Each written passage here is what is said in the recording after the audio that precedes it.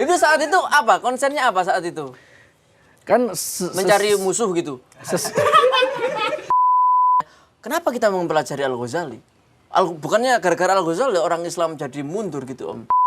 Kemudian kita datang ke sana, kita ngomong ke penjual pecel itu, gara-gara kamu ini Indonesia tidak maju. Oke.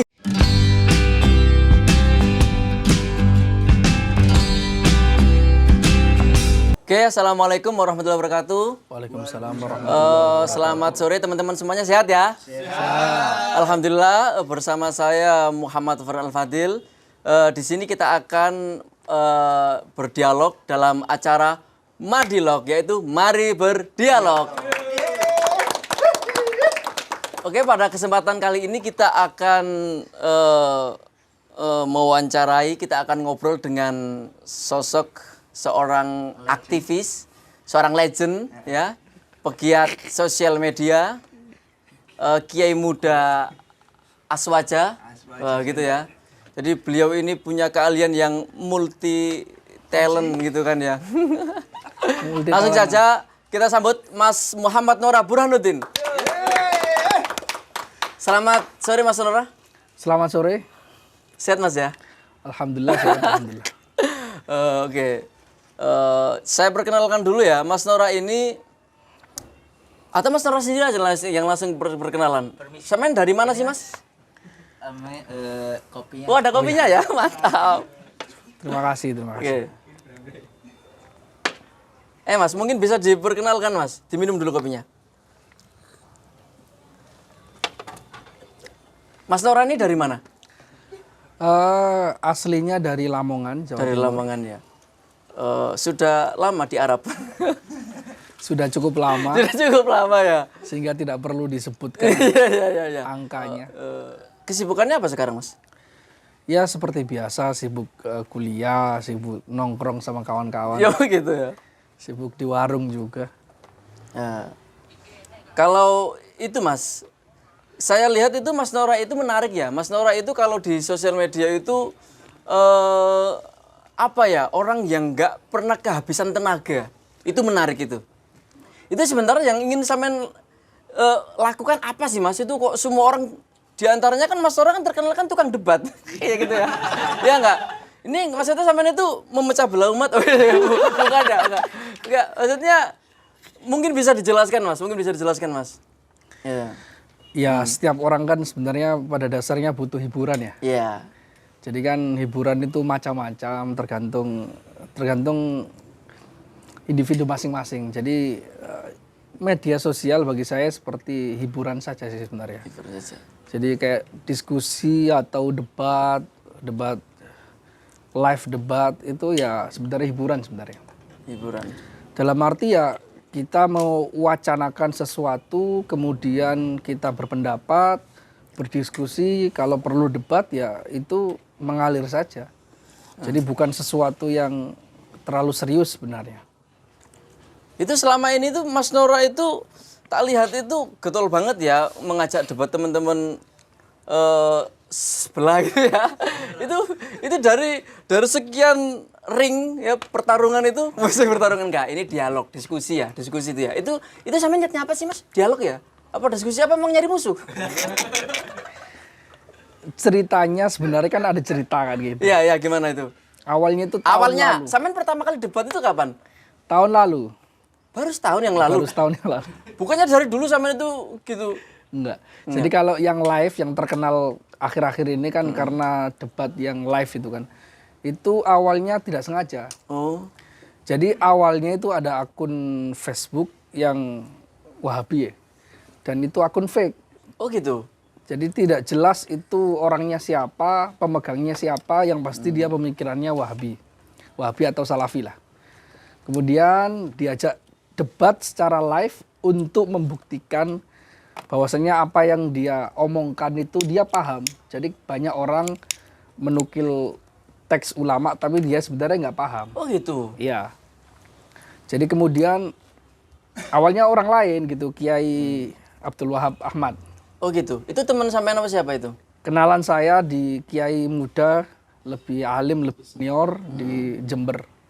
Kemudian ada salah seorang yang berinisiatif agar berinisiatif secara langsung membuat pamflet menantang debat. Oh gitu. Iya. Terus akhirnya dia tidak datang. Oh tidak datang. Yang pertama itu. Itu yang satu momen ya. Tapi momen yang lain tak lihat sampai datang itu. Itu awalnya. Itu yang menang siapa yang menang? Sampai menang apa kalah sampai itu? Jadi awalnya itu ceritanya karena ada satu yang nggak datang, kemudian semacam kita provokasi, bukan saya aja, memprovokasi gimana nih orang Wahabi kok nggak ada yang datang, apa nggak ada yang punya nyali atau gimana? Akhirnya datang salah seorang pahlawan Wahabi lah, yang akunnya dia asli. Mas Samen kok langsung terang-terangan sih nyebut gitu apa saudara kami atau bagaimana gitu mungkin Iya bisa dia gentle orangnya, dia gitu ya, gentle. langsung aja ya. Ini akun asli, kemudian dia itu orangnya gentle, kemudian dia memberanikan diri, ya udah saya aja yang menggantikan. Akhirnya. Tapi itu pas debatnya Mas, sorry saya potong Mas ya. Debatnya itu memang atas nama Wahabi versus Lamongan. Siapa dari mana? Dari mana? Itu ya gitu ya jelas ya. Atas nama Salafi dengan Asy'ari lah. Oh gitu. Iya. Namun ketika debat pertama itu dengan saudara Dadan Lesmana, itu ternyata ketika udah muncul pamfletnya orang Salafi tidak mengakuinya seperti biasa. Jadi ketika disuruh maju nggak ada yang mau. Ketika ada salah satu perwakilan dari mereka maju, mereka sama-sama mengingkari ini bukan perwakilan saya kayak gitu. Oh gitu. Terus akhirnya berlanjut. Ya seperti itu, segala hal dimulai dari hal yang pertama kan. Ternyata ya cuma gitu-gitu aja sebenarnya. Santai. Dari yang pertama itu. Iya. Tapi kalau bisa dikerucutkan poinnya itu Mas ya, itu poinnya pembahasannya itu apa kira-kira yang sampai membuat sampean turun tangan itu kan tenaga Mas. Iya. Itu kan waktu. Iya. Kok sampean ada waktu buat kayak gituan? Bukannya mending jualan bebek aja ya kan? Sampean kan punya usaha itu kan apa kemarin itu namanya? Ya itu kan. Mending dibuat kerja barangkali dapat cuan atau kok mengharuskan sampai terjun ke lapangan itu memang ada hal apa yang membuat sampean terpantik itu? Itu kan hiburan sebenarnya. Jadi sejak awal itu karena tak kira dakwah om ternyata. Gimana? Ya kan daripada nganggur di medsos ngeliatin atau baca-baca doang, kita berpartisipasi lah. Mantap om. Kan sekarang dunianya udah digital ya, bukan hanya tulis-menulis di komentar, tapi kan juga bagaimana kita tampil secara publik, kita secara oval untuk mengungkapkan pendapat kita. Kebetulan itu temanya tentang akidah. Mungkin kalau ada yang lain misalnya soal sepak bola yang kemarin klinik atau apapun ya bisa dibahas juga. Tapi sampai ini menarik om ya. Berarti poinnya tadi ada sesuatu yang meresahkan yang akhirnya harus sampean turun tangan gitu. Di antaranya apa sih om? Itu poin-poin yang membuat Anda resah itu. Yang meresahkan sebenarnya kita nggak terlalu resah ya. Itu kan kayak resah. Waduh, berat. Istilah-istilah yang seperti didramatisir. Sebenarnya kita nggak terlalu resah itu enggak. Oh murni dialog aja ya, refleksi aja ya. Tapi intinya kan ya kita kan berpendapat, banyak orang yang punya pendapat tentang teologi, misalnya kita juga punya pendapat tentang teologi, bagaimana kita beradu argumentasi. Dan itu kan tradisi dari dulu orang cendekiawan seperti itulah, saya pikir. Oh berarti memang ini tradisi para cendekiawan ya. Jadi bukan hal tabu lah, sudah hal yang lumrah. Jadi kalau ada pendapat, ya udah langsung aja gitu. Ada yang silang pendapat langsung aja di. Ya kalau saya pikir itu setiap orang yang punya pendapat itu punya tanggung jawab moral. Tanggung jawab moral ketika orang yang membaca pendapatnya itu mengkritiknya. Kita punya tanggung jawab moral untuk membalasnya atau menjawab pertanyaannya atau menjawab kritikannya. Saya pikir ya seperti itu. Kita punya pendapat A, kemudian orang nggak setuju, dia punya pendapat B, kemudian mereka mengkritik saya misalnya. Ya saya punya hak jawab untuk mengkritik balik. Ya seperti itu sebenarnya.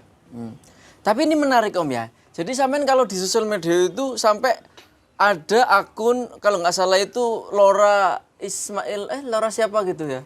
Itu sampean itu disebut sebagai salah satu referensi Aswaja muda, Kiai Aswaja. Itu sampean gimana itu? Keberatan nggak itu? Ya biasa saja.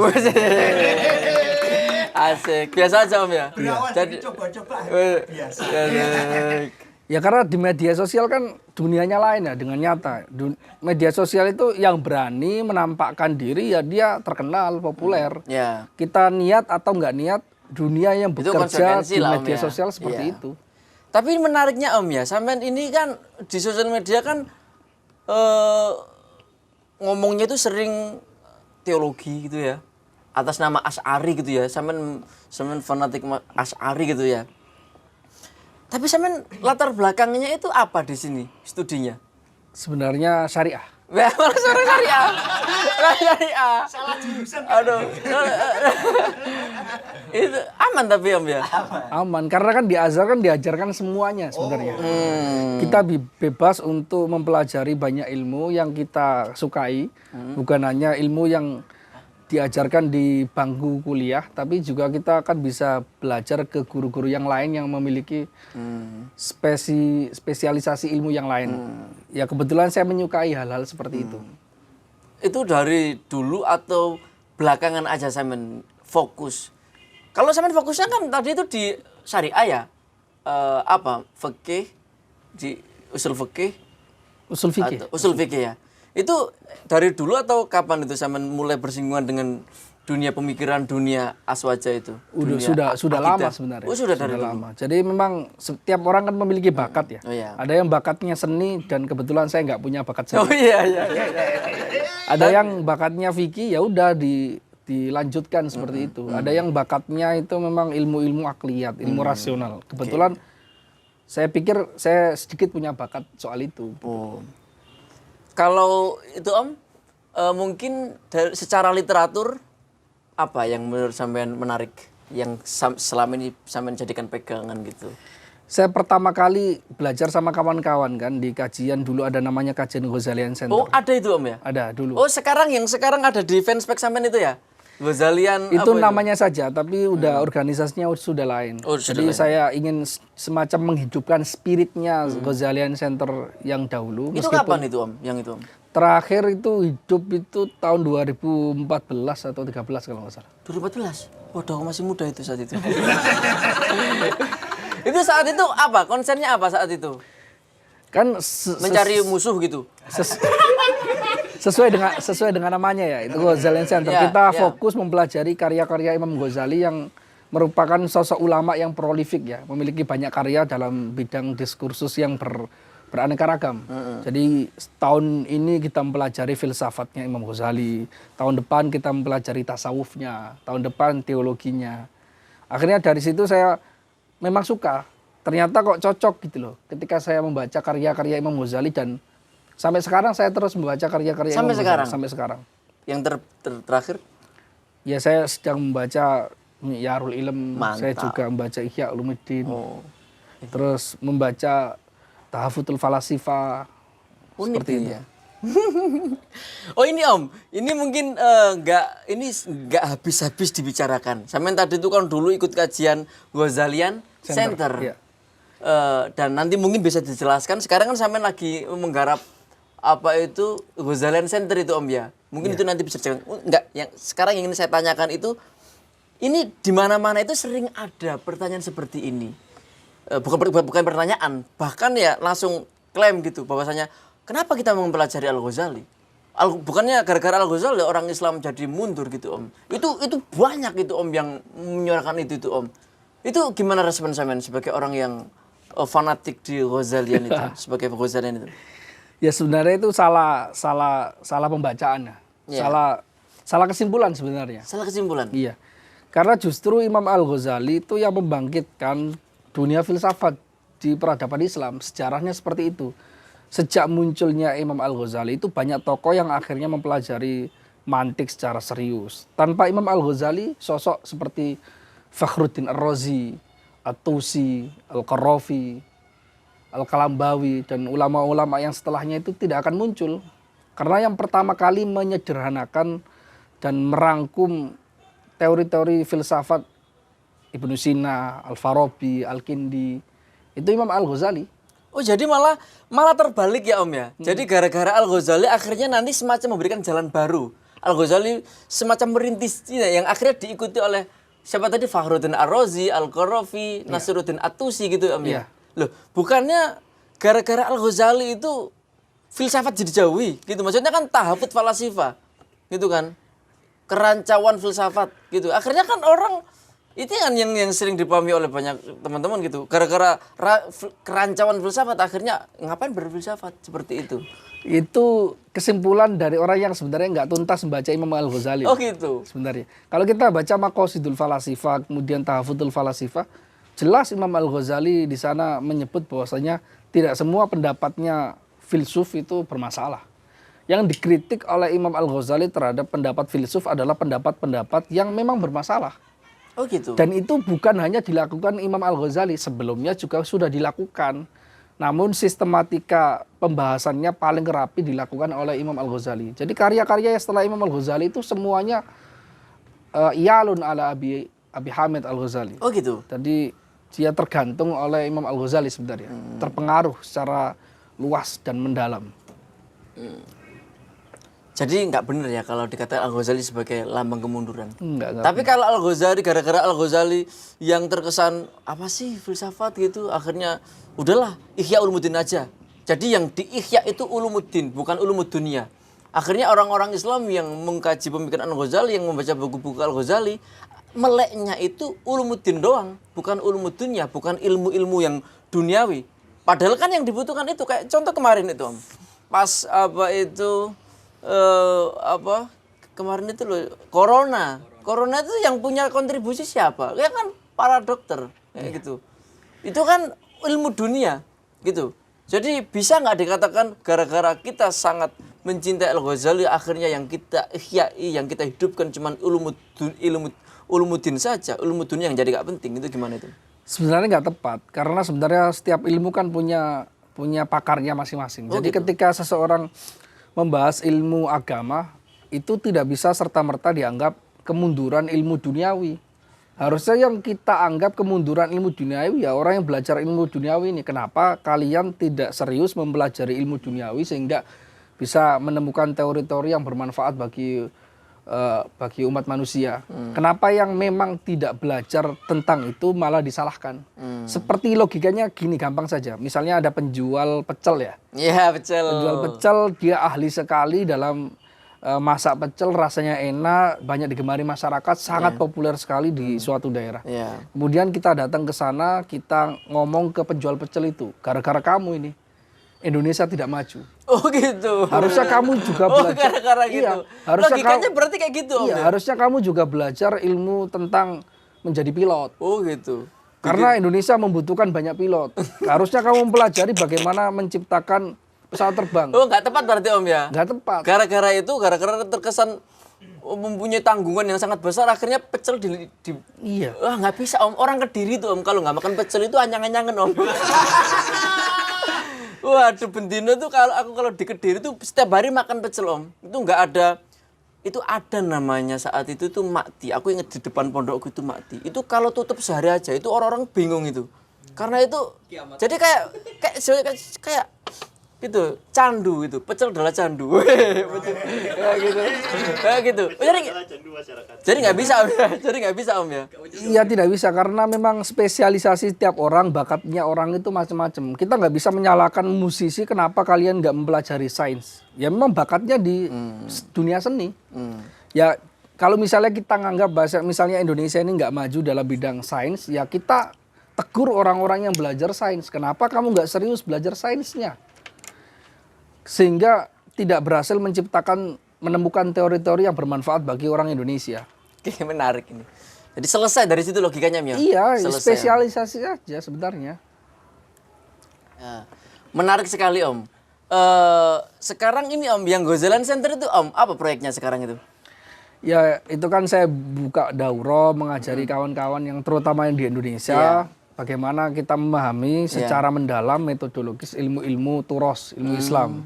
Dari mulai teologi, nanti ke logika, kemudian nanti usul fikih, kemudian nanti akan meningkat sesuai dengan pembelajaran yang kita pelajari di sini lah. Itu mungkin bisa dijelaskan singkat aja ya. Latar belakang adanya Ghozalan Center itu apa? Kalau latar belakang yang fanpage itu sebenarnya ya sejak dari dulu udah lama sekali banyak kawan yang tolong itu buka pengajian secara online gitu. Oh, gitu. Kita ingin paham soal ilmu teologi Asy'ari secara mendalam, kemudian belajar logika. Ya udah saya pikir permintaan seperti itu kok lama-kelamaan ya udah saya resmikan aja sekalian. Jadi saya bikin berjenjang sesuai dengan metodologis. Karena ilmu rasional kan memang harus dipelajarinya sesuai dengan levelnya. Oh iya iya Om. Seperti matematika. Matematika kalau misalnya kita ada rumusnya kan banyak rumusnya tuh. Iya. Dan setiap rumus itu selalu berkaitan dengan rumus setelahnya dan sebelumnya. Kita tidak ikut satu kelas tentang teori rumus matematika, nggak akan bisa memahami kelanjutan kelasnya. Oke. Demikian juga ilmu rasional yang lain. Ya. Untuk saat ini apa aja yang diampu oleh Mas Nur ini? Ya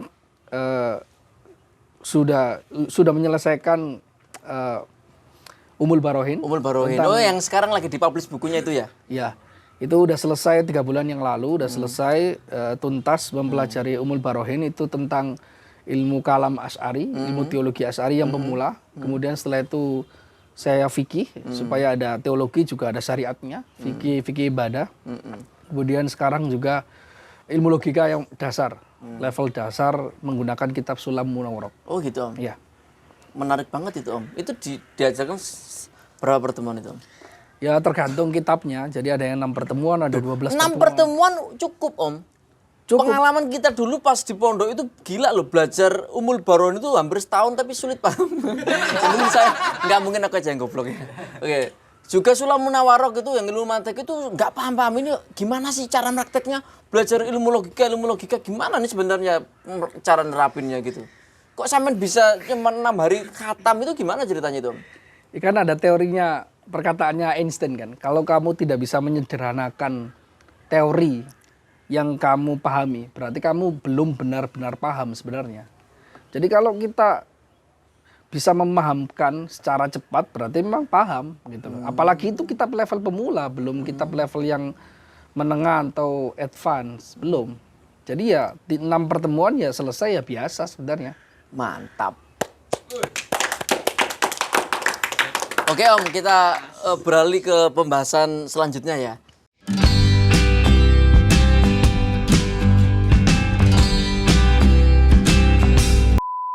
Oh ya Om, ini yang menarik Om. Akhir-akhir ini, ya bukan akhir-akhir ini sebenarnya, ini sudah menjadi semacam gejala yang cukup menjamur di Indonesia. Entah gara-gara apa atau penyebabnya saya juga nggak tahu. Ini tentang dukun Om, tentang supernatural. Itu sebenarnya ada nggak sih itu secara pembahasan dukun secara yang lebih akademis gitu Om? Kalau menurut sampean gimana sih praktek perdukunan itu bagaimana? Kalau membahas soal dukun, sebenarnya pertanyaan ini kurang tepat diajukan ke saya. Oh iya. Karena kan pertanyaan harusnya kan ditanyakan ke orang yang ahli. Saya bukan ahli perdukunan. Oh bukan. Tapi itu menggiurkan Om. Serius. Tak lihat itu di Indonesia orang-orang yang punya kalian seperti itu rata-rata cuannya banyak Om. Mungkin sampean berminat terus. Gimana Om? Enggak. Ya karena kalau membahas soal perdukunan kan sebenarnya kalau dari kacamata syariat ya, yang saya baca sebenarnya memang itu terjadi perdebatan oleh para ulama. Apakah dukun itu fenomena dukun, sihir dan sebagainya itu ada hakikatnya atau tidak ada. Malah mayoritas ulama itu Ahlussunnah, ulama Ahlussunnah meyakini sebenarnya ada. Sihir itu kan kaitannya seperti hal-hal yang tidak biasa lah. Bukan hanya seperti sulap yang tipuan-tipuan tangan, kecepatan tangan, kelihayan dia menyembunyikan optik dan sebagainya kan seperti itu. Tapi para ulama berbeda pendapat soal ini. Malah mayoritas menganggap ya dukun, sihir ya sama sebenarnya. Ada gitu loh. Legal nggak itu Jom? Soalnya gini loh, maksudnya kan akhirnya bisa diuangkan gitu. Nanti bisa seperti ini tarifnya sekian gitu. Ya sebenarnya kalau bahas soal diuangkan kan yang bisa diuangkan kan sama aja. Banyak hal yang bisa diuangkan. Zaman dulu yang hal-hal yang kita nggak berpikir bahwasanya itu akan bisa menjadi uang. Zaman sekarang karena tuntutan ekonomi, karena perkembangan teknologi semuanya bisa diuangkan. Enggak, bukan seperti itu bro. Maksudnya berarti pertanyaanku perlu tak perjelas lagi nih ya. Maksudnya dukun itu atau supernatural itu sebenarnya dia itu sendiri atau melibatkan hal-hal gaib gitu, kayak itu temennya Nizar ini jin gitu. Sebenarnya kayak perdukunan, ilmu hikmah, terus sihir itu kan melibatkan makhluk gaib. Kita percaya bahwasanya makhluk gaib itu ada. Jadi karena itu disebutkan dalam Al-Quran, di dalam hadis ada jin, ada setan, ada malaikat. Itu makhluk gaib adalah makhluk yang tidak terlihat secara kasat mata. Namun kita percaya itu ada.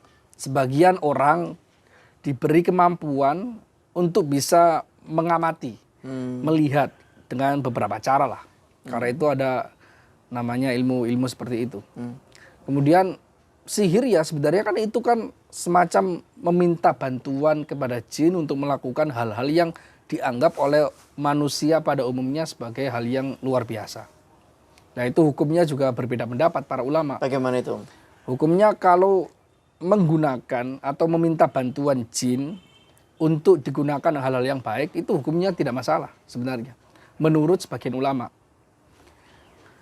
Saya pakai yang memperbolehkan ya. Hal-hal baik nggak apa-apa. Boleh. Berarti untuk pertabiban gitu untuk kesehatan gitu nggak apa-apa. Boleh. Loh kok Itu kok ada gini? di Waduh, banyak orang jadi dukun habis gini.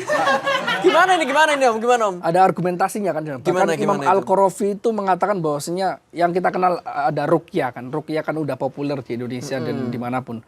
Ruqyah sama sihir itu sama sebenarnya. Oh gitu. Kalau ruqyah itu digunakan untuk menyebut amalan-amalan baca-bacaan yang digunakan untuk kebaikan. Itu disebut sebagai ruqyah. Namun kalau digunakan untuk hal-hal yang buruk, menggunakan jin untuk melukai orang, memisahkan antara suami dan istri, kemudian mengguna-guna orang, itu disebut sebagai sihir. Oh gitu. Iya, bahkan di Sahih Bukhari itu ada kok. Berarti yang perlu diperjelas itu tasawufnya, cara penggunaannya berarti. Cara Pemakaiannya. penggunaannya terus tujuannya untuk apa? Tujuannya kalau untuk hal yang baik, misalnya islah baina zauj wa zaujah itu diperbolehkan. Ada ya sebagian kayak gitu ulama. Oh, sebagian ulama. Sebagian ulama. Nggak semua ulama. Bahkan ada perinciannya, bahkan kalau misalnya ada, ini saya baca di kitab fikih ya. Misalnya kalau ada orang kena sihir. Kemudian dia bisa disembuhkan dengan sihir tandingan. Itu hukumnya gimana? Ada yang memperbolehkan, ada yang tidak memperbolehkan. Artinya ya kita menggunakan sihir untuk menyembuhkan sihir dari orang lain juga diperbolehkan menurut sebagian ulama. Oh gitu Om ya. Iya.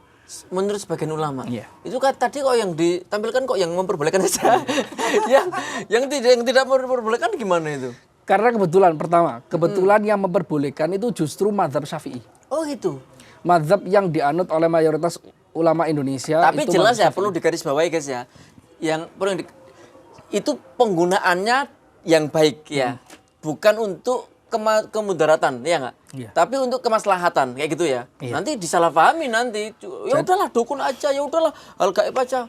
Jadi nanti dalam orang mazhab Syafi'i berbondong-bondong itu untuk mempelajari Iya. bermuamalah dengan jin nanti. Gimana itu? Jadi dalam mazhab Syafi'i memang diperinci Oh gitu. penggunaan ilmu-ilmu seperti itu apakah untuk hal baik atau hal buruk. Kalau hal baik ya tidak masalah, jaiz, mubah. Kalau untuk hal buruk malah bermasalah, dosa, haram. Bahkan kalau dia menjerumuskan seseorang kepada kekufuran ya hukumnya jadi kufur. Oh, itu nanti mungkin jadinya kayak tuyul gitu Om. Iya. Itu nijar kayak tuyul. Oh, kayak gitu. Iya, jadi tuyul-tuyul terperinci. yang... Jadi mazhab Syafi'i soal hal-hal yang klinik itu perinciannya banyak sekali. Oh. Pendapatnya Imam Ghazali, pendapatnya Fakhruddin Ar-Razi, Mungkin pendapatnya Imam Syafi'i itu dan yang sebagainya. disebut sebagai ilmu hikmah, bener nggak Om? Iya, sama. Maksudnya seperti itu. Soalnya kan kalau mohon maaf ya, kalau di pesantren kan ilmu-ilmu hikmah itu kan sangat banyak gitu loh Om. Mungkin itu yang dimaksud ya, ilmu hikmah itu ya? Iya, itu kan ilmunya ada, tinggal kita penggunaannya untuk apa. Oh gitu. Oh jadi seperti itu Om ya. Jadi yang perlu digarisbawahi adalah tentang penggunaannya. Iya. Bukan itu sendiri gitu ya. Iya. Bukan dukun atau klinik itu sendiri. Oke Om, sekarang kita agak fokus ya. Kalau kemarin yang lagi rame di Indonesia kayak pesulap merah sama Gus Samsudin itu gimana kalau menurut jenengan itu Om? Oke, komentar saya mungkin saya bagi-bagi ya ini. Iya. Pertama, komentar saya tentang mereka berdua pesulap merah dan Gus Samsudin ya keduanya konten kreator. Apa sih yang kita harapkan dari konten kreator selain mereka bikin konten yang kira-kira menarik untuk disaksikan. Oh gitu. Apakah mereka benar-benar seperti itu, memiliki kemampuan seperti itu, kita nggak benar-benar tahu sebenarnya. Itu pertama. Jadi sejak dari tujuan mereka sejak awal ya sama-sama konten kreator. Kemudian yang kedua, apakah apa yang diyakini oleh misalnya pesulap merah tidak meyakini adanya ilmu hikmah, kemudian Gus Samsudin ini meyakini ilmu hikmah? Komentar saya, ya itu kan dua kecenderungan para ulama juga. Oh gitu. Seperti saya katakan, ada ulama yang menganggap bahwa saya semacam sihir, ilmu hikmah itu tidak ada hakikatnya, itu hanya tipuan, semuanya seperti sulap. Seperti pendapatnya pesulap merah menganggap bahwasanya hal-hal yang supranatural seperti itu hanya tipuan. Itu ada ulama yang berpendapat seperti itu, termasuk ulama Mu'tazilah kebanyakan seperti itu. Mu'tazilah. Memang. Udah lama tak kira ulama. Bahkan itu minoritas ulama. Oh ya. Minoritas ulama berpendapat bahwasanya semacam sihir dan ilmu hikmah itu tidak ada hakikatnya, tidak benar-benar terjadi. Namun ya kan Mu'tazilah Om, Mu'tazilah kan semuanya logis Om. Namun pendapat mayoritas ulama malah menganggap bahwasanya sihir itu memang benar-benar terjadi. Ada orang yang diberikan kemampuan untuk beraudiensi dengan jin atau setan, kemudian meminta bantuan mereka untuk tujuan-tujuan yang tidak baik. Itu benar-benar bisa melukai. Kan di dalam Al-Quran jelas kan.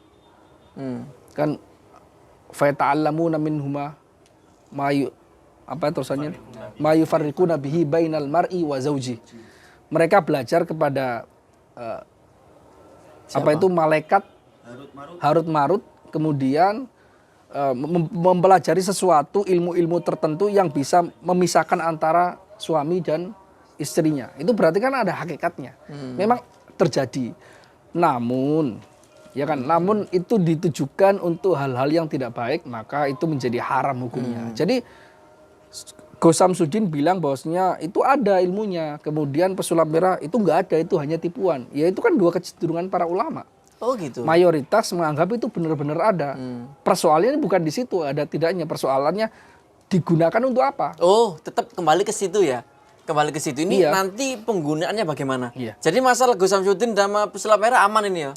Jelas ya, duduk permasalahan jelas gitu Om. Iya, duduk permasalahannya kita terlalu serius Padahal sudah ada pembahasannya dari dulu. konten kreator gitu. Oh ya. Ya enggak. Ini orang gila Om. Ya alhamdulillah ya, jadi menarik sekali Om. Iya. Kita membahas ngalor ngidul itu menurut saya sangat bermanfaat itu Om. Terima kasih banyak Om ya. Terima kasih. Oke, gitu aja guys. Kita akan ketemu lagi dalam pembahasan-pembahasan yang tidak kalah menariknya. Tetap di Madilog. Mari berdialog. Terima kasih banyak Om.